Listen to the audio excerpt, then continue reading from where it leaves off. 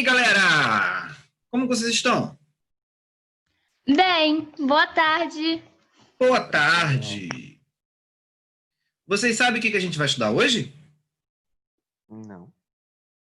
Pensa. O que nós estudamos na semana passada? Olha o meu olhar de quem vocês não lembram, ó. O que vocês estudaram semana passada? Vai lá, gente. Corre, pega o caderno. Vinda da família real pro Brasil. E aí a gente tem que estudar o que hoje para complementar isso? Processo de independência? Isso, a independência do Brasil, o processo de independência do Brasil. Ok? Vamos começar então a aula? Ok. Vamos lá. O que é ficar independente? Quem sabe, me conta. Quem sabe, me diz. O que é ficar independente? Deixar de depender. E o que significa isso dentro de uma política? Organizar sua própria política e não depender mais da metrópole. Ah, no caso, o Brasil era uma? Era uma colônia. Uma colônia. Uma colônia que ficou um pouquinho diferente com a vinda da família real. O que aconteceu com essa colônia quando a família real veio para cá?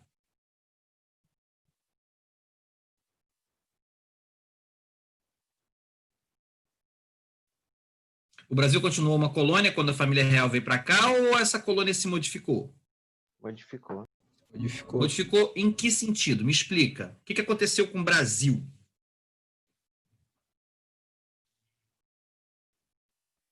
Quem lembra das medidas que Dom João VI tomou quando chegou aqui? Ele proclamou uma república? Não. Não. O Brasil só vai se tornar república em 1889. A gente ainda está em 1808. Ah, ok. Tipo assim, 81 anos antes. Pouquinho. E Dom João VI, a primeira coisa que ele fez aqui foi abrir os portos às nações amigas. Lembram disso? Ah, sim. Então, na verdade, o que ele fez foi acabar com o pacto colonial.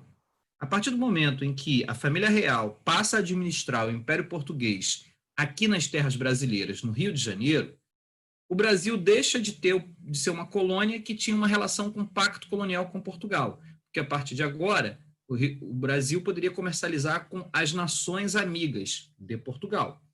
Ainda éramos parte do Reino Português, mas não éramos mais uma colônia naquele sentido original de que precisa obedecer o pacto colonial. Logo em 1810, o Brasil é elevado à categoria de Reino Unido a Portugal. Perdão, 1815. Em 1815, o Brasil é elevado à categoria de Reino Unido. Ou seja, o Brasil oficialmente, a partir de um documento lavrado e escrito pelo próprio Dom João, deixa de ser uma colônia e passa a ser um Reino Unido a Portugal. Lembram disso? Lembro. Uhum. Então, o Brasil cresceu, o Brasil ficou grande. A administração que estava ocorrendo aqui por conta da família real fez com que a colônia se desenvolvesse. Só que algumas coisas aconteceram que a coisa começou a mudar um pouquinho. O quê?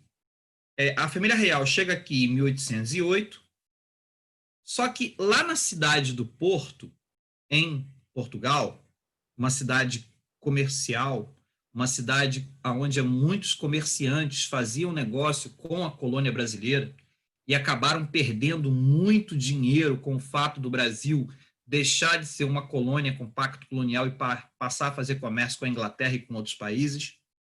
Esses comerciantes da cidade do Porto ficaram muito insatisfeitos com o fato do Brasil ter deixado de ser uma colônia e fizeram uma revolução, conhecida como a Revolução do Porto de 1820.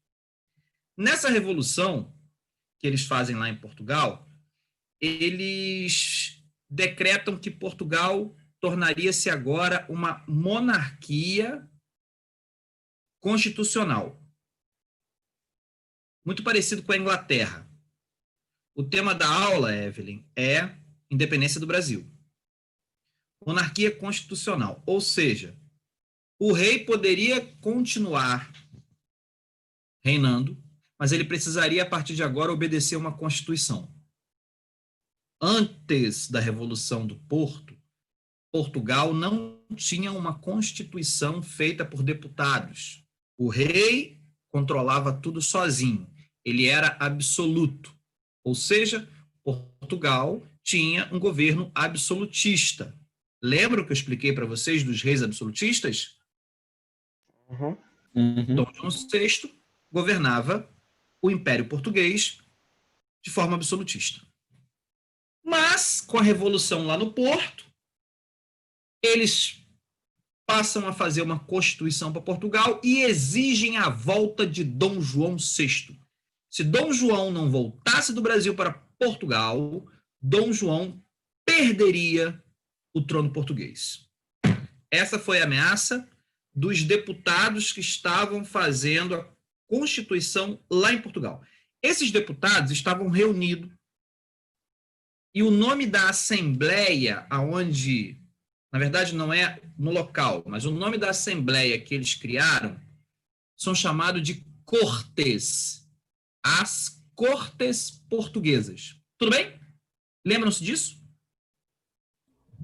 Lembram-se disso? Não. Vão lembrar disso no futuro? Lembrarei. Toda vez que eu usar a palavra as Cortes, eu estou me referindo aos deputados lá de Portugal que faziam leis para a Constituição portuguesa. Uma das primeiras leis que eles construíram foi que Portugal passaria a ser uma monarquia constitucional, ou seja, teria uma Constituição. E exigiram a volta imediata de Dom João VI sobre a pena de perder o trono caso ele não voltasse. Dom João VI, Napoleão já havia perdido a guerra, a ameaça napoleônica já não existia mais, o motivo pela qual a família real veio para o Brasil já não existia. E aí Dom João VI ficou naquele dilema. Volto ou não volto? Vou ou não vou? Deixa eu compartilhar a tela aqui para a gente poder ver isso na prática. Não é aqui, é aqui, é aqui. É aqui. É aqui. A independência do Brasil. Ó, e peraí, tá certo. Antes de falar desse assunto, deixa eu terminar. Dom João VI fica naquela dúvida. Se eu não volto para Portugal, eu perco Portugal. Se eu volto para Portugal, possivelmente eu perco o Trono. O poder. Peraí, vocês erraram. Pensa comigo. Ele estava onde? No Brasil. Beleza. O Brasil tinha se desenvolvido. Se ele não volta para Portugal, ele perde o trono de Portugal. O Brasil era um Reino Unido, a Portugal agora. E se ele voltasse para Portugal, o que ele perderia? Brasil. Brasil. Mas por quê, professor? Porque os outros países da América Latina estavam fazendo independências, tornando-se repúblicas. Vários países da América Latina estavam fazendo isso. Possivelmente, já havia movimentos aqui no Brasil que eram movimentos separatistas, que queriam independência, como, por exemplo, a Inconfidência Mineira e a Conjuração Baiana. E aí, Dom João VI só ligou os pontos. Como que eu faço? Volto para Portugal e perco o Brasil? Ou eu dou um jeito? Vamos ver o jeito que foi dado? Acompanhem comigo. Vocês estão vendo esse quadro aqui bonito pra caramba? Vocês sabem o que esse quadro representa, crianças? A independência do Brasil. Independência. Exatamente. Quem é esse camarada aí no centro do quadro aí com essa espada desembanhada em cima desse cavalo bonito, alto aí, quase 3 metros de cavalo? Dom Pedro. Fala pra mim. Dom Pedro I, filho de quem? Dom João. Dom João. Dom João VI. Nesse momento, como ele não havia sido coroado ainda, ele se chamava Pedro de Alcântara, tá bom? Vamos chamar então Pedro de Alcântara, filho de Dom João VI, rei de Portugal, como sendo o príncipe regente do Brasil. Porque quando Dom João VI volta para Portugal, ele deixa Pedro de Alcântara como príncipe regente. Tá? Essa cena, segundo o relato oficial, teria ocorrido às margens do rio Ipiranga, que é um riacho que corre ali em São Paulo, parte do interior de São Paulo. Professor, o que Dom Pedro estava fazendo em São Paulo se a corte era aqui no Rio de Janeiro? A capital, né? Lembrando que corte é a capital. As Cortes é o nome que se dá à Câmara dos Deputados lá em Portugal. O que Dom Pedro estava fazendo lá em São Paulo? Vocês sabem? Quem sabe? Quem sabe? Quem sabe? Quem não sabe? Quem sabe? Quem não sabe? Quem não sabe? Quem sabe? Ninguém sabe. Eu sei. E contarei.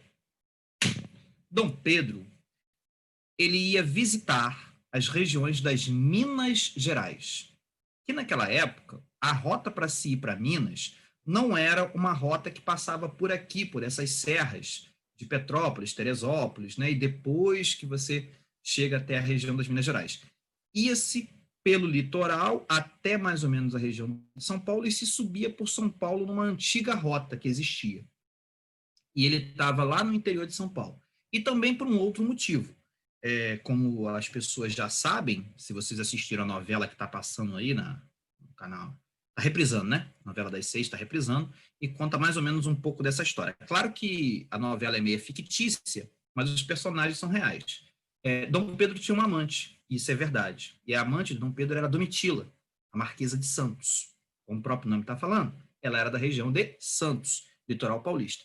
E ele havia ido para Santos, passado na casa de sua amante, e depois ele estava subindo para Minas Gerais e ele estava lá à margem do Ipiranga. E por que ele lá no meio do nada... Outra coisa que está errada nessa imagem aí. Não havia essa tropa toda com ele, havia muito menos do que isso. Esses homens, como parecendo políticos que estão aqui atrás, não estavam aqui. Ele estava com a sua tropa pessoal e eles não iam de cavalo, porque cavalo não fazia viagens longas. Possivelmente ele estava de burrico e mula, que são animais que carregam a carga, aonde ele levava os pertences dele, porque eles acampavam. Lembrando que naquela época, senhores, para sair daqui e chegar em Minas Gerais era coisa de 3, 4 dias, tá? A cavalo não, né? A burrico. Então, ele estava com a sua tropa, poucos homens, quando um mensageiro, saído do Rio de Janeiro, vai até ele levar uma carta e o encontra às margens do rio Ipiranga. E lá ele lê essa carta. Vamos saber o que tinha escrito nessa carta? O que era que ele tinha que fazer? Me acompanhe, então. Essa cena não é uma cena verdadeira. Ela entrou para a história apenas para dizer que, como está escrito no nosso hino, né? Vocês conhecem o hino do Brasil? Como é que é o hino do Brasil? Canta aí para mim. Ouviram do Ipiranga as margens plácidas. Peraí. Vamos traduzir. Ouviram significa que as pessoas ouviram, né? Ouviram da onde? Do Ipiranga, que é o rio Riacho. As margens plácidas. Plácida é margem clarinha. Era uma água clara, pura. Então, ouviram do Ipiranga as margens plácidas um brado, um forte brado. O que é um forte brado? O cara gritou alto, pô. E o que ele gritou, segundo a história tradicional deste quadro aí? O que ele estaria falando no momento que ele desembanhou a espada? Seria independência ou morte. Independência ou morte. Segundo o nosso hino, ele teria gritado independente! Mas tinha que ser um brado retumbante, né? Qualquer brado, não. O cara não fez um gritinho, não. O cara fez um brado que, segundo o nosso hino, retumbante, ou seja, um troço que ecoou pelas terras brasileiras, possivelmente deve ter sido ouvido lá do Rio Grande do Sul até lá o Amazonas. Será?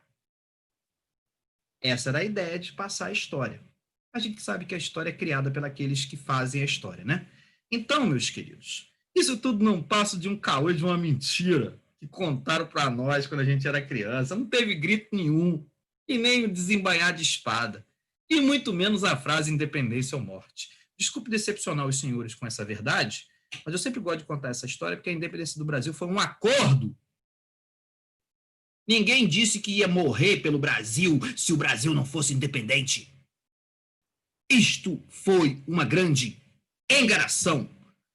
E aí eu me sinto igual esse povo que está aqui do lado. Tá vendo o povo pobre, coitado, aqui, ó, tocando carro de boi? O pobre do sertanejo que está aqui, ó. Eu me sinto assim, ó, olhando para essa cena e falando assim, o que é isso? Quem são essas pessoas? Ou seja, o povo nunca soube de independência nenhuma, porque a independência do Brasil não mudou nada. O Brasil continuou exatamente como era quando era colônia. Os homens proprietários de terra ricos, fazendo a política, cuidando das suas tratativas, ganhando seu rico dinheiro, enquanto que o pobre do escravo e do trabalhador livre, ralando muito, como sempre fez durante todo o período colonial. Então, essa história de independência ou morte não mudou nada para o povo brasileiro. Entenderam isso? Desculpa informar que a história verdadeira é essa. Me acompanhe.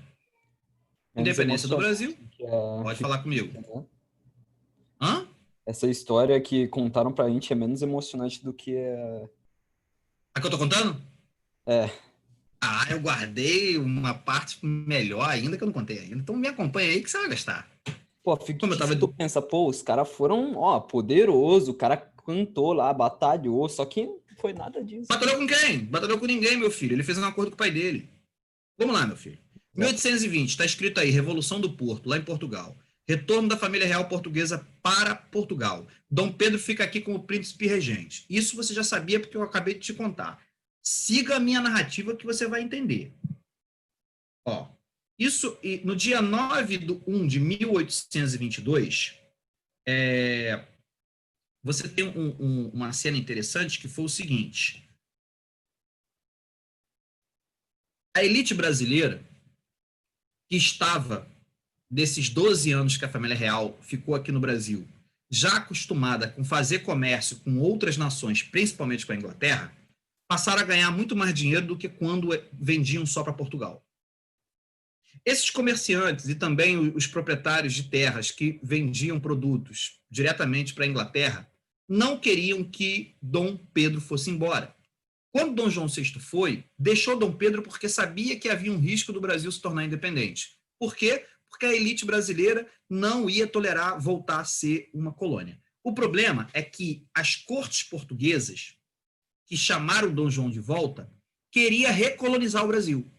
Queria rebaixar o Brasil de novo à categoria de colônia, para voltar com o pacto colonial, para que eles pudessem continuar fazendo aquele comércio que eles fizeram por durante 300 anos, que ganharam dinheiro pra caramba explorando a produção da colônia brasileira. Então, de um lado, lá em Portugal, você quer recolonização, do outro, uma elite que já se constituiu aqui no Brasil, querendo continuar fazendo comércio com outras nações com a categoria de Reino Unido. Sabendo que se Dom Pedro fosse embora, não teria mais um representante da coroa portuguesa para garantir que o Brasil fosse um Reino Unido a Portugal, vários personagens da elite brasileira fizeram um abaixo-assinado, né? Recolheram 8.000 assinaturas e entregaram a Dom Pedro, né? Essas pessoas pertenciam ao chamado Partido Brasileiro, que foi um partido que começou a surgir justamente para defender os interesses do Brasil contra os interesses de Portugal, que era o interesse da recolonização. Também vai surgir aqui no Brasil o Partido Português, que eram pessoas aqui no Brasil que preferiam quando o Brasil era uma colônia de Portugal, porque ganhavam mais dinheiro. Pensem, nem todo mundo ganhava com o Brasil se tornando, permanecendo uma nação unida a Portugal. É o caso de ter surgido o Partido Brasileiro, o Partido Português. Mas o Partido Brasileiro envia esse abaixo-assinado para Dom Pedro, e Dom Pedro, então, lendo, segundo relatos, isso é verídico, tá? Isso não é mentira, não. No dia 9 de janeiro de 1822, ele, ali no Paço Imperial, quem já foi aí na Praça 15, ali no Rio de Janeiro, no centro? Quem foi de barca para o Rio? Alguém já foi de barca? Ninguém foi? Eu Quando não vou você... muito.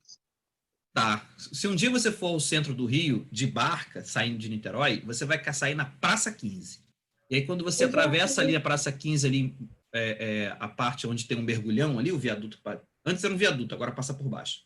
Você chega no Paço Imperial. É naquele prédio ali que era a sede do governo imperial brasileiro, no Paço Imperial.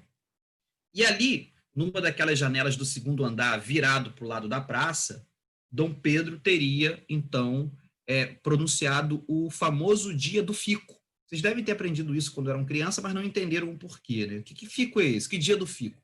O dia do fico foi o dia que Dom Pedro disse o seguinte: eu não vou voltar para Portugal, porque as cortes portuguesas queriam a volta de Dom Pedro, justamente para recolonizar o Brasil. E a estadia de Dom Pedro aqui era a garantia de que o Brasil continuaria sendo um Reino Unido a Portugal. Era isso que estava em debate, entenderam? Uhum. Aí, ó, dia do fico, apoio do Partido Brasileiro contra a recolonização, que era o interesse das cortes portuguesas.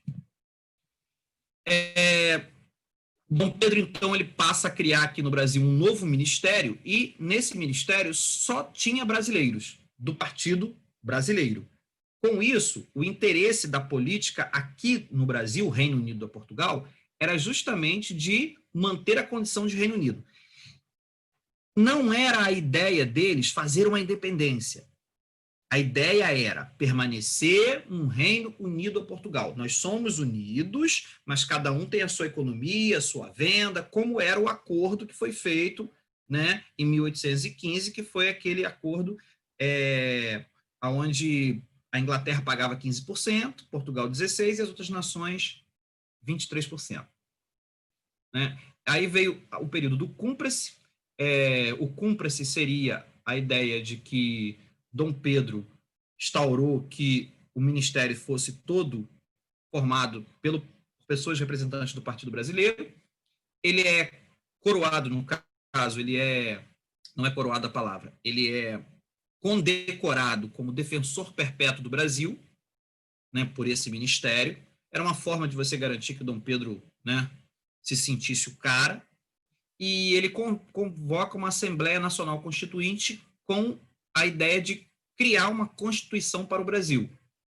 Lembrando, já que Portugal passou a ter uma Constituição, Dom Pedro queria também construir uma Constituição aqui no Brasil, e os reinos seriam unidos, mas cada um teria a sua Constituição.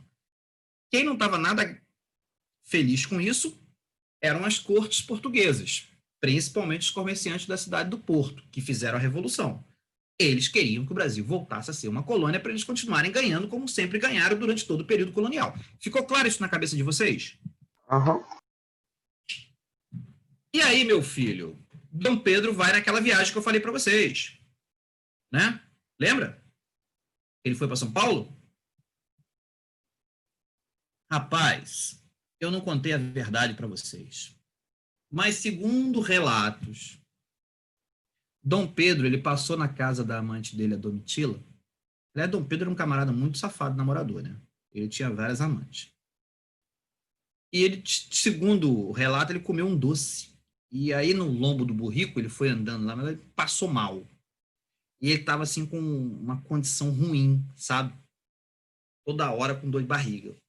E por isso que eles acamparam perto de um riacho. Justamente para que ele pudesse se lavar, porque naquela época não havia, né, o papel higiênico como no dia de hoje. Segundo consta, parece que quando chegou a carta, ele estava atrás de uma moita, passando muito mal. E o relato de que ele estava nessa situação é muito intrigante, porque a carta sumiu. Não tem nenhum museu. A carta de Pero Vaz Caminha tem, mas a carta das cortes portuguesas não tem. Será que ele usou a carta para outros fins? Quem sabe? Fica aí a pergunta. Aí tá aí, ó. A piada que se conta Intrigante. é que, na verdade, ele teria gritado emergência de vida ou morte. Ele estaria passando mal. Aí as pessoas não ouviram direito. O que ele disse? Ele falou alguma coisa, acho que é independência ou morte. Aí, então Dom Pedro declarou a independência. Aí ficou para a história de que ele teria declarado a independência, mas na verdade ele estava passando era mal. É claro que isso tudo é uma grande brincadeira, mas o relato de que ele estaria passando mal é verdadeiro. E de que quando o mensageiro chegou lá, ele estava realmente numa situação de que mandou aguardar, estava. que naquela época não havia banheiro, usava-se as moitas, né, para poder as pessoas fazerem suas necessidades fisiológicas. E foi assim que começa a história do nosso país, gente, com o nosso grande libertador, numa situação constrangedora. É o Brasil. Sabia dessa história? Nem. Não. Ninguém sabia? Então vocês não vão esquecer nunca mais que o Brasil tem início numa situação constrangedora. O que eu quero deixar claro para vocês, e aí o que nos interessa, porque isso é que cai nas avaliações, principalmente do IFE, é que a independência do Brasil não foi uma revolução. Ou seja, a independência do Brasil não provocou uma mudança na estrutura. O país já começou. Eu não falei isso, Gabriel. Não precisava escrever. Não precisava escrever. Era só para pensar. Era só para pensar. Mas foi essa a intenção mesmo que eu falei. Então, vamos lá. Independência não é revolução. E é isso que eu quero que vocês entendam. Era para a gente se tornar independente e, a partir de então, ser uma nação soberana que se preocupasse com o seu povo. Não é isso que se pensa de uma independência? Um povo oprimido que faz uma independência para se tornar um povo livre? Essa liberdade da independência, de deixar de ser dependente, ela ocorreu para o povo brasileiro ou só para a elite brasileira? Para a elite. Só. Eles é que fizeram a independência. O povo não sabia de nada, não entendeu nada e não ganhou nada com isso. Quem era escravo continuou. Escravo. Só para vocês terem uma ideia, crianças, a escravidão no Brasil só foi abolida em 1888. Nós estamos em 1822.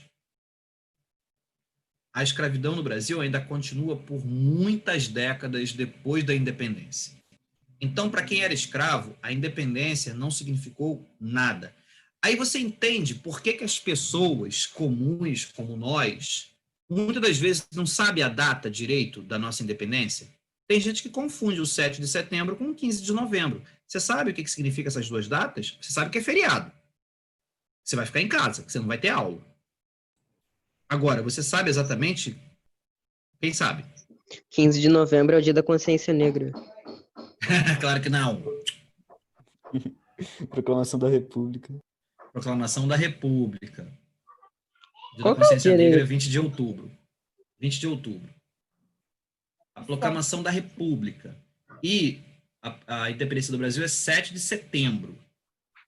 Por que a gente, que somos nós, pessoas comuns, não lembramos dessa data? Porque não houve uma participação popular. Muito diferente de países em que há uma grande participação do povo na independência. Se você perguntar para qualquer ser humano americano qual é a data da independência deles, todos vão responder na ponta da língua, 4 de julho. Porque lá, quem fez a independência foi o povo. Foram as pessoas comuns. A Se independência você perguntar... foi em que ano? 1760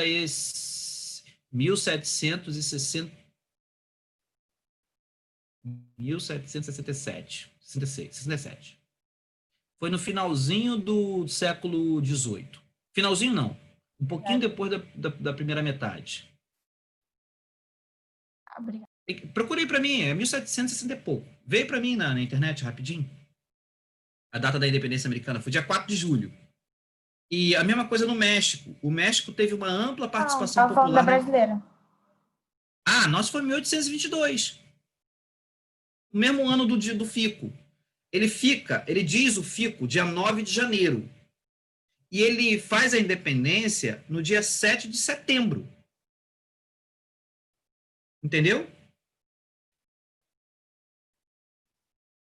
Na verdade, foi na tarde do dia 6. Mas ele volta para o Rio e chega aqui dia 7. Aí dia 7 é que ele... Oi.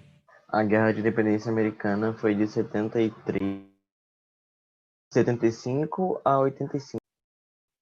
Tá. 83, Então na foi verdade. 1776. 75 a 83. Mas a data certa é 4 de julho de 1776. A guerra é esse período, mas a data que eles comemoram é de 1776. Tem o 6. E eu sabia que era século XVIII, eu não sabia exatamente a data, né? 1776, 4 de julho. Vamos voltar aqui. Enfim, independentes, mas como não houve batalhas e foi pacificamente, o Brasil continua dependendo economicamente da Inglaterra. Olha que coisa interessante que aconteceu. Gente, quando Dom Pedro chegou aqui, ele tinha uma carta em mãos, se é que a carta ainda existia, exigindo que ele voltasse para Portugal sobre a pena de o Brasil ser recolonizado à força. Ou seja, as tropas, as cortes portuguesas estavam dispostas a mandar tropas para o Brasil, para recolonizar o Brasil e levar o Dom Pedro à força para Portugal. Qual foi a proposta de Dom Pedro e que foi mediado pela Inglaterra? O Brasil pagou, ouçam, isso a gente ninguém sabe, né? O Brasil pagou para Portugal uma indenização em troca da independência. O Brasil foi colônia de Portugal por 300 anos, explorado. Muitas das nossas riquezas foram levadas. E quando Portugal deixou de ser a nossa metrópole, exigiu que fosse pago uma indenização. E Dom Pedro, como era um acordo com o pai dele ali, as cortes lá, indenizou Portugal no valor de 2 milhões de libras esterlinas, moeda inglesa. Como é que o Brasil achou esse dinheiro? Do povo? Fala para mim. Hã? Imposto? Não tinha essa grana aqui. Quem é que sugeriu a ideia que eu acabei de falar para vocês? O Dom Pedro. Dom Pedro teve a ideia, mas quem corte, sugeriu... A corte portuguesa, não? Não. A corte portuguesa queria a recolonização. Dom Pedro aqui teve uma ideia. Eu vou indenizar Portugal. Só que essa ideia não foi dele, foi da Inglaterra. Porque a Inglaterra queria continuar fazendo comércio com o Brasil. Não queria que o Brasil... E aí, exatamente, Luiz Eduardo, a Inglaterra diz o seguinte para Dom Pedro: eu empresto 2 milhões de libras para vocês. E vocês me pagam com juros. E vocês indenizam Portugal. Portugal não sai no prejuízo, vocês ficam independentes. Olha que independência mais estranha foi a do nosso país. Foi paga. Não, e pior que você não sabe. Quem é que devia à Inglaterra exatamente 2 milhões de libras? Estava endividado. Portugal. Então o dinheiro circulou. O Brasil pega dinheiro com a Inglaterra para pagar Portugal uma indenização de uma independência e Portugal quita sua dívida com a Inglaterra. Na verdade, Portugal transferiu a dívida para o Brasil. Nós somos uma nação que já inicializamos a nossa vida devendo, depois de ser 300 anos explorado. Aí fala para mim, já começou bem. Aí depois você me pergunta por que o nosso país é como é. Porque a nossa história tá... Por isso que o professor de história é todo ele indignado. A nossa história está recheada de coisas completamente sem noção. Uma elite interessada. Você acha que alguém da elite que ficou muito bem na fita depois da independência pagou essa dívida? Ou quem pagou foi o trabalho do povo? Na cobrança de impostos no lombo de quem trabalhava para construir a riqueza desse país. O rico divide o lucro. Mas quem paga a conta é o trabalho do pobre do povo que até hoje sofre. Eu estou indignado mesmo. Pode brigar comigo. Nunca mais vão esquecer. Aí, ó, a Inglaterra, os seus barquinhos de papel, interessadíssima em que o Brasil jamais que não voltasse a ser colônia. Para isso, emprestou para o Brasil 2 milhões de libras e o Brasil indenizou Portugal e Portugal pagou a sua dívida com a Inglaterra. Maneiro, né? É assim que começou a nossa independência. Né? A independência favoreceu os ricos, a elite. Riquinhos que vieram de Portugal queriam independência, mas manteram a mesma estrutura colonial. O Brasil se torna uma nação independente, livre e soberana, passa a ter sua constituição, passa a ter até um imperador, mas ainda com resquícios antiquados de colônia, escravidão, agroexportador, produtor principalmente agora passou a ser o café, né? Conseguiram? É claro, o povo não quis mudar, não participaram para cima, houveram poucas lutas. Houve alguma participação popular, um pouquinho na Bahia e lá em Pernambuco, mas logo foi sufocado pelas tropas de Dom Pedro. Seus interesses são os valorizados, os que contam, né? Na verdade, a gente ouve a história como se o Brasil tivesse... Aí eu pergunto para vocês, diante dessa situação que eu contei para vocês, de que o povo não participou, que foi tudo um grande acordo, e que os ricos brigando com os próprios ricos para ver quem explorava mais essa terra. Tem sentido aquele quadro? Nem um Cheio de pouco. pompa, como se o nosso... Você entende por que até hoje o brasileiro não se sente representado pelos seus governantes? Porque já começamos assim. Na nossa história, eu vou ser bem claro com vocês e que vocês não fiquem tristes comigo. Na nossa história, nunca tivemos um governante sequer que realmente quisesse o bem de todos. Isso é muito triste. Mas toda vez que a gente bota alguém lá no poder, ele simplesmente continua fazendo a vontade dos ricos. Continua fazendo a vontade da elite. Isso desde que nós somos uma colônia. Não teve presidente nenhum, governante nenhum, que fizesse realmente o bem para o povo brasileiro.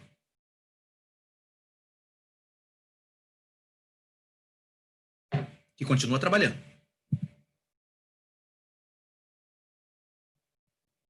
Aí vem o primeiro império. Quando o Brasil se torna independente, vem o primeiro império. Já começa com uma mentira, né, com um caô. Eles dizem que o Brasil se tornou um império. Vocês sabem a diferença de reino para império? Quem sabe me Eu conta. acho que o nome. Oi? O reino tem uma colônia que pode buscar dinheiro, o império é um pouquinho mais independente, assim. Não. Vou explicar e que vocês me entendam a diferença de reino para império. O reino é quando um rei governa o seu próprio povo. Se você conquista um outro povo, você praticou você imperializou. E aí você passa a ser rei de 2 lugares, do seu povo e de outro povo. Aí você não é mais rei, você é imperador. O imperador sempre envolve conquistas. Entenderam? Império Romano. O rei de Roma passou a dominar territórios onde não havia romanos. Então ele construiu o império. Império Macedônio. Alexandre o Grande, Macedônio, conquistou todo o Oriente Médio, norte da África, conquistou outros povos. Então ele se tornou um imperador. Imperador é quem constrói império, que é você governar sobre outros povos. E por que Dom Pedro I era imperador, se o Brasil era um povo só? Segundo ele, por causa da dimensão territorial. Não, porque o Brasil é muito extenso. E como existe representante de muitos povos aqui no Brasil, realmente, havia os africanos, havia os indígenas, havia os europeus. Mas isso não quer dizer que havia povos vivendo aqui dentro do Brasil. Nós somos um único povo, constituído, miscigenado, por pessoas que vieram da Europa, África, Mas e que na estavam União aqui Ibérica? na América. Oi? Mas e na União Ibérica? O Brasil era colônia nessa época. E na União Ibérica, você... lembra que Portugal era um império. Portugal tinha colônias em vários locais. Mas o Brasil não tinha nenhuma colônia. No entanto, Dom Pedro se coroa, no primeiro reinado, com o título de imperador. Eu vou falar para você, não vale. Ele era rei do Brasil. Mas a história engoliu. Ele queria mostrar lá na Europa, para os europeus, que ele era muito próspero, porque o Brasil realmente tem muitas riquezas e tinha muitas riquezas, e acabou então adotando o título de imperador. E aí vem uma coisa interessantíssima. O nosso primeiro imperador, que é Dom Pedro I, ele não era brasileiro. Ele era português. E, por incrível que pareça, ainda que ele atendesse ao Partido Brasileiro na época do Dia do Fico, ele próprio engrossa o caldo do Partido Português, porque ele passa a ser do Partido Português. A novela mostra um pouquinho isso, a confusão que tem entre um partido e outro partido, né? Mas o Dom Pedro era do Partido Português. E, de certa forma, defendia os interesses dos antigos comerciantes que ainda permaneciam com um comércio ativo com Portugal. né? Dom Pedro era super autoritário e prendia os opositores. Outra marca registrada do primeiro reinado é que Dom Pedro não era nada, digamos assim, politicamente falando, ele não era nada negociador. Não posso falar democracia, gente, porque naquela época não existia democracia nos moldes de hoje. O que existia era o imperador que nomeava o gabinete, e esse gabinete, que era normalmente eleito apenas por pessoas muito ricas, inclusive a nossa primeira Constituição, de 1824, é conhecida como a Constituição da Mandioca. Primeira Constituição do Brasil. Professor, mas por que ela é conhecida como Constituição da Mandioca? Porque nessa Constituição estava prevista, olha que maluquice, só existe no Brasil essas coisas. O eleitor brasileiro, o cara que fosse eleitor, ele tinha que ter plantações de um certo número de mandioca. Ou seja, ele tinha que ter terra. Se ele tinha terra, ele não era um perrapado, concordam? Ele tinha que ser um fazendeiro. E tinha que ter uma quantidade muito grande de plantação de mandioca. Mas por quê, professor? Porque a mandioca fabricava farinha e a farinha era o principal alimento do escravo. Quem tinha plantações de mandioca tinha muitos escravos. Então, quem era o eleitor no Brasil quando o Brasil começa a ser uma nação, no primeiro reinado? Quem é que elegia aqui no Brasil o governo? Era o pobre ou era o rico? Era o fazendeiro dono de escravo, por causa da Constituição da Mandioca. Gente, isso não é mentira, eu não estou inventando, isso está escrito, é uma lei. Para ser eleitor tem que ter 180 alqueires de plantação de mandioca. Tal. Vocês acreditam nisso? Aí o cara queria votar. Aí eu pergunto para você, se o cara é rico, ele vai votar em quem? Para ser candidato tinha que ter mais, tá? Se para ser eleitor tinha que ter essa quantidade, para ser candidato tinha que ter mais. Ou seja, a Constituição impedia que pessoas que não tivessem posses participassem da política. Eu não posso ser eleito e também não posso eleger ninguém, eu nem participo disso. Sem contar que o voto era masculino e aberto. Todo mundo sabia em quem você votava. E só homens acima de 21 anos. Que tivessem essas condições que eu estou falando para vocês. Mulher não votava, analfabeto não votava. E a maior parte das pessoas eram analfabetas. Sem contar que não havia escola no Brasil. Tá? Praticamente não foi fundada escola no Brasil colônia. Tinha umas poucas professoras que vinham da Europa para cá, a mando dos fazendeiros, para ensinar as filhas dos fazendeiros, os filhos dos fazendeiros, as primeiras letras. E depois eles eram enviados para Portugal para estudar lá na Europa. Fazer faculdade, depois voltar para administrar a fazenda. A saga do rico. O pobre, pobre. Seguir as mesmas leis de Portugal, praticamente. Dom Pedro era muito autoritário, ele manda perseguir seus opositores e ele fica conhecido pelo seu autoritarismo, sem contar que Dom Pedro ele tinha um comportamento muito inadequado. Aliás, demasiadamente inadequado. Dom Pedro era beberrão, Dom Pedro era frequentador de bordel, Dom Pedro acordava no centro do Rio de Janeiro, bêbado, deitado nas praças, e era levado pelo seu amigo Chalaça. Chalaça é verdade, tá? Chalaça não era nobre, era um amigo popular que Dom Pedro fez nas ruas do Rio de Janeiro. As famílias de bem escondiam suas filhas de Dom Pedro, porque Dom Pedro era um galanteador terrível, né? Então, e perseguia. Ou seja, Dom Pedro não tinha nenhuma moral, muito parecido com a mãe dele, Carlota Joaquina. Aquela que teve 9 filhos e só 3 era de Dom João. Lembraram disso?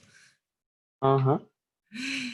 Nem todos assentaram a independência. Houve algumas províncias, né, aqui no Brasil, como eu falei com vocês, que não aceitou direto, né? Aí, Dom Pedro, é claro que essa brincadeira de botar o bigode foi minha, mas essa é a imagem do quadro oficial de Dom Pedro.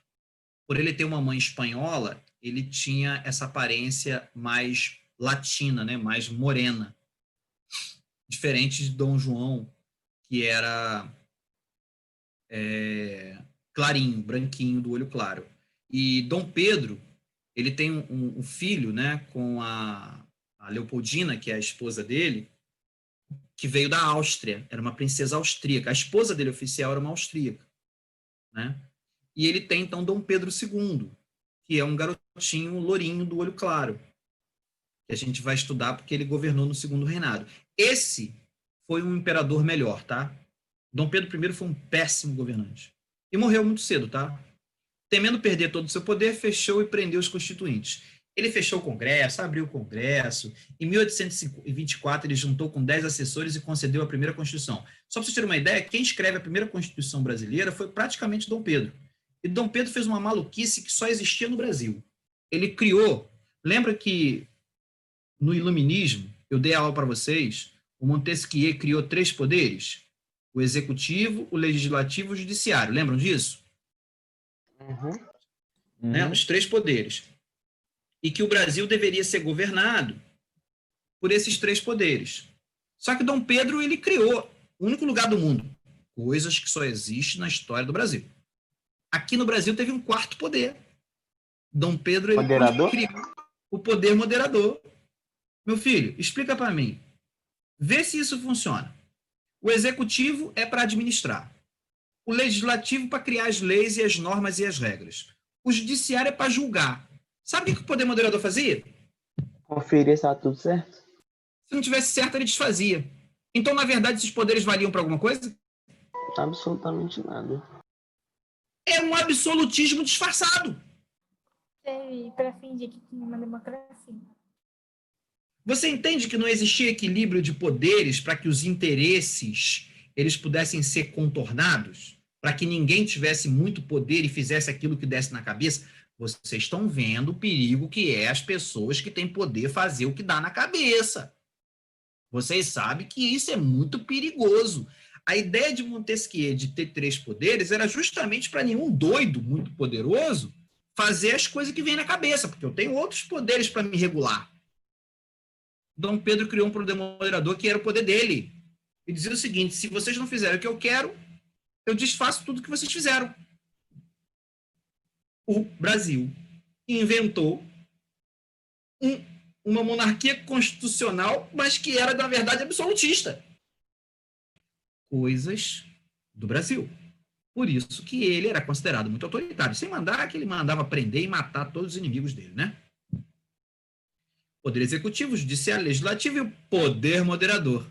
Imperador ainda como ser superior. Ou seja, ao invés do imperador deixar de governar, como aconteceu lá em Portugal e aconteceu na Inglaterra, ele simplesmente, aqui no Brasil, ele governava e participava ativamente da política. Em 1823, antes da Constituição, teve uma Assembleia Constituinte, né? O imperador ele deveria ter um poder. Aqui os partidos que existiam, né? O Partido Português, o Partido Radical, que queria uma república, era bem pequenininho, a maioria não queria defender, não era contra a monarquia, até porque não era bom negócio ser contra Dom Pedro, e o Partido Brasileiro, que queria plenos poderes, mas controlados por deputados. Essa era a disputa em 1823 aqui no Brasil, entre os partidos da época. Como eu falei com você, só votavam homens ricos com mais de 21 anos, a ideia do unitarismo, capital era a RJ e comandava as outras províncias, que eram os estados. Durante todo o período imperial, manteve-se a nomenclatura províncias. Só vira estados e municípios quando você tem a proclamação da República. Até a proclamação da República, chamava-se de províncias e cidades e vilas. Depois passou a se chamar de estado e município. Tá?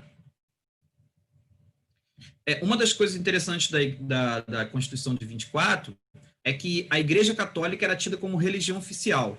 Isso significa que nenhuma outra religião poderia ser praticada no Brasil. Tá? Entendam isso. Era proibido você ter uma igreja, ou uma mesquita, ou um centro espírita, ou, me fala aí o nome aí, uma loja maçônica. Bem que Dom Pedro era maçom, né? Mas a lógica maçônica eles dizem que não é religião, por isso que podia ter. Então você não poderia ter nenhum tipo de igreja que não fosse católica. Aí você vai perguntar assim, mas professor, as outras religiões aqui no Brasil eram praticadas? Sim, mas sempre na clandestinidade. Ou seja, as pessoas tinham que fazer isso dentro das suas casas. Elas não poderiam, por exemplo, construir uma igreja, um templo, e abrir as portas e convidar as pessoas para entrarem. Entenderam? Apenas católicos poderiam ocupar cargos públicos, ou seja, se você não fosse declaradamente católico, você não poderia ocupar cargo público. Vocês estão vendo que é bem autoritário, né? O Brasil se torna um país laico com a proclamação da República, em 89. Aí há uma separação entre igreja e Estado. Isso é uma coisa que a gente vai estudar quando a gente chegar lá na proclamação da República. E aí passa a ter liberdade dos cultos. É com a proclamação da República que a gente passa a ter outras religiões se tornando livre. No Brasil, hoje, qualquer um pode praticar a religião que quiser. Você não é impedido de fazer isso. Tá? Mas um dia foi. Isso eu queria deixar claro. Conservador ensinava a obedecer às autoridades e venerar o imperador. Era basicamente a ideia da Constituição de 24. Dom Pedro governa muito pouco, tá? Deixa eu fechar aqui. Ele sofre muita oposição, ele manda fechar jornais, porque os radicais queriam direito a voto e tal. E aí Dom Pedro ele acaba sofrendo uma outra pressão que foi o seguinte: o pai dele morre lá em Portugal e passa a ter uma disputa, porque ele tinha um irmão chamado Dom Miguel, mais novo do que ele. E ele seria o herdeiro, então, do trono português naturalmente. Lembre-se, ele era filho de Dom João VI. Lá em Portugal, algumas pessoas queriam que Dom Pedro assumisse o trono português e não Dom Miguel. Até porque havia um preconceito muito grande com Dom Miguel, porque Dom Miguel era assumidamente homossexual. E os miguelinos, como era chamado o grupo que apoiava Dom Miguel, não eram muito bem vistos por algumas pessoas que eram conservadoras lá em Portugal. E aí uma junta desses conservadores vem até o Brasil e convida Dom Pedro a se tornar, então, imperador lá em Portugal. Dom Pedro, então, com tropas em Portugal, ele abdica do trono brasileiro, ou seja, ele desiste de ser imperador do Brasil, deixa o trono vago. O filho dele tinha 5 aninhos, isso em 1831. Olha só, a independência do Brasil foi em 1822, ele só governou por 9 anos. Ele sai daqui, vai para Portugal, guerreia com as tropas miguelinas de Dom Miguel, que era o irmão mais novo dele, derrota Dom Miguel e ele assume o trono português. Dom Pedro I se torna rei de Portugal e lá ele foi coroado como Dom Pedro IV. Tá bom? É o mesmo Dom Pedro. Dom Pedro I foi imperador do Brasil e depois rei de Portugal. O golpe da maioridade é depois, tá? A gente vai inicializar. O fim do primeiro reinado é com a abdicação do trono de Dom Pedro e começa o período regencial. Isso a gente vai estudar em outra aula. Dom Pedro vai para lá. Não dura muito, tá? Dom Pedro morre em 1834. A sua vida boêmia fez com que ele contraísse muitas doenças e tivesse uma saúde muito frágil. Isso cobrou um alto preço e ele morreu muito jovem. Tá bom? Dom Pedro morre em 1834. Foi imperador do Brasil, rei de Portugal e acabou deixando o filho dele aqui, que mais tarde vai se tornar Dom Pedro II, mas não assumiu porque só tinha 5 aninhos em 1831, quando Dom Pedro volta para Portugal. O filho dele fica aqui, tá? Sobre a tutela de tutores, né? E como ficou o trono de Portugal? Lá em Portugal, assume, então, aí uma outra história que eu tenho que contar para vocês, que Portugal vai ficar com o trono vago e depois vai assumir uma outra dinastia. A dinastia dos Orleans e Bragança acaba lá em Portugal. Mas continua aqui no Brasil, tá? Até hoje a gente tem representantes, por exemplo, que é descendente de Dom Pedro II, consequentemente Dom Pedro I e Dom João VI. A Casa dos Bragança, como é chamada a dinastia dessa família, que seria uma família de nobres, permaneceu no Brasil até hoje. Existe o príncipe Felipe, né? Felipe de Orleans e Bragança. Legal essa pergunta, tá? Valeu, Evelyn. Gente, eu vou parar por aqui porque a hora já passou. Falei pra caramba hoje. Espero que a gente tenha aprendido alguma coisa sobre a independência do Brasil e o segundo reinado. Eu vou abrir a aula lá, estou abrindo a aula lá, tá? E vou deixar esse slide lá. Senhores, eu só queria que vocês gravassem com muita clareza. A nossa história é recheada de injustiças. Principalmente com as pessoas que não participam diretamente da política. Isso que muito entristece. Então, estudar a história do Brasil, infelizmente, é se indignar. Obrigado pela aula. Se você gostou, bate Valeu, um monte Daniel. de palminha aí. Não pare de estudar, permaneça fazendo exercício e vai ter uma palestra com um psicólogo. Esse psicólogo foi contratado pela gente para trabalhar com vocês, tá? Ele vai dar uma palestra na sexta-feira. Sexta-feira, às 15 horas, no horário da aula. Foi contratado principalmente, e o tema da palestra, deixa eu pegar aqui, Guilherme já está nas redes sociais, se vocês olharem lá, está nas redes sociais. O tema da palestra deixa eu ver aqui, Desafios de estudo em tempos de pandemia e os melhores caminhos para o futuro. É o psicólogo Wagner. Ele vai trazer uma palestra bacana, vocês estão convocados porque foi contratado justamente para vocês. Por quê? Porque a gente está percebendo que muito aluno está encontrando dificuldade, ainda não se adaptou a esse novo modelo, e a gente precisa que vocês não percam o gás. Gente, eu sei que vocês são inteligentes, e nós temos uma boa equipe. O grande problema é a gente manter o ritmo. O que a gente está sentindo que está acontecendo com alguns alunos? Perda de ritmo. O fato de estudar em casa faz com que muitas pessoas não criem a mesma rotina como, por exemplo, pegar e sair e ir para a escola e estudar. A gente precisa criar essa nova rotina. É isso que a gente tem que fazer. É porque a gente está acostumado a chegar em casa e não fazer... Aliás, não é não fazer nada. Chegar em casa e não estudar. Chegar em casa é lugar de descanso, de lazer. A gente tem que criar na nossa cabeça uma nova rotina psicológica, que é a rotina de estudar em casa. Alguns conseguiram, mas um grande número de alunos não está conseguindo. E aí, quando você vai fraquejando, não vai estudando, perde aula, perde exercício, o que acontece? Você para de estudar e sai do curso. Então, a gente está querendo dar para vocês esse conhecimento para que a gente possa motivá-los para que você não pare de estudar e vença os seus desafios, que é entrar no IFE. Beleza? Se gostou, bate um monte de palminha. Ô, professor, Fala comigo. E o link, essas coisas, vai ser aqui mesmo? Porque como o acesso vai ser livre, como Guilherme vai botar no grupo. Tá bom. O link tá lá no Instagram tem um link. É uma sala do Zoom, igual essa aqui. Fica com Deus. Não, achei Tchau. que seria aqui. Tchau, Não, é uma obrigada. outra Tchau, sala. Daniel. É uma outra sala. Tá bom. Tchau.